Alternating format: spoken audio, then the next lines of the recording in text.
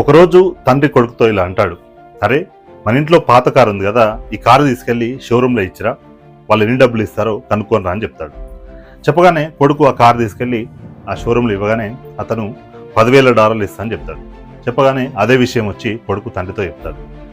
చెప్పగానే తండ్రి ఇలా అంటాడు, ఇక్కడ కాదు, మన వీధి చివరిలో ఒక తాకట్టు షాప్ ఉంది, అక్కడ వెళ్ళి ఈ కారు అక్కడ తాకట్టు పెడితే ఎన్ని డబ్బులు వస్తాయో కనుక్కోనరా అని చెప్తాడు.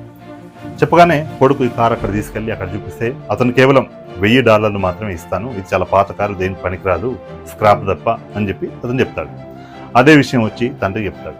చెప్పగానే తండ్రి ఈసారి ఇలా అంటాడు, ఇలా కాదురా, సిటీలో ఒక క్లాసిక్ కార్ క్లబ్ ఉంటుంది, అక్కడ తీసుకెళ్లి ఈ కారు చూపించు, ఎంత ఇస్తారో తెలుసుకోనరా అని చెప్తాడు. చెప్పగానే కొడుకు ఆ కారు తీసుకెళ్లి అక్కడ క్లబ్లో చూపిస్తాడు.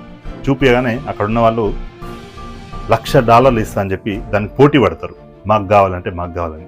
ఎందుకంటే ఇది చాలా అరుదైన కారు, ఇది ఇలాంటి కార్లు ఇప్పుడు రావట్లేదు, ఇది నాకు కావాలి, 1,00,000 ఇస్తా, అంతకు మించి ఎక్కువనే ఇస్తామని పోటీ పడుతుంటాడు. అదే విషయాన్ని వచ్చి తండ్రికి కొడుకు చెప్తాడు.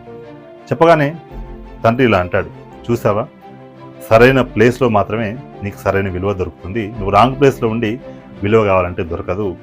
నువ్వు ఎవరైనా నీకు విలువ ఇవ్వలేదంటే నువ్వు రాంగ్ ప్లేస్లో ఉన్నావని అర్థం తప్ప దానికి నువ్వు కోపం తెచ్చుకోకూడదు, నువ్వు అక్కడి నుంచి సరైన ప్లేస్లోకి వెళ్ళు అని చెప్తాడు. సో ఇక్కడ నేను చెప్పేది ఏంటంటే, నువ్వు సరైన మార్గంలో వెళ్ళాలంటే సరైన ప్లేస్లో ఉండాలి. నువ్వు రాంగ్ ప్లేస్లో ఉండి కరెక్ట్ వేలో వెళ్తా అంటే కుదరదు, వర్కౌట్ అవ్వదు.